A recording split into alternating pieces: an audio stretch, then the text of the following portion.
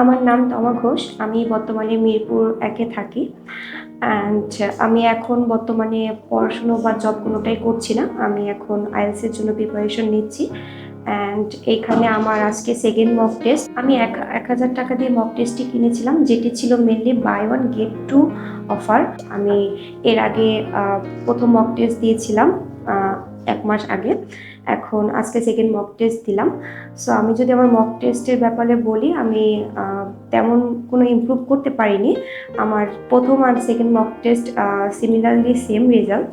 But এখানের এনভায়রনমেন্টটা সম্পর্কে যদি আমি বলি, সবচেয়ে বেশি আমাকে যে জিনিসটা অ্যাট্রাক্ট করেছে সেটা হচ্ছে ভাইয়াদের ফ্রেন্ডলি বিহেভিয়ার, যেটা আমি খুবই পছন্দ করি। তাদের সুন্দরভাবে কথা বলা প্লাস আদার্স থিংসগুলো যেগুলো তারা মেনটেন করে, সেটা আমার কাছে খুবই ভালো লেগেছে।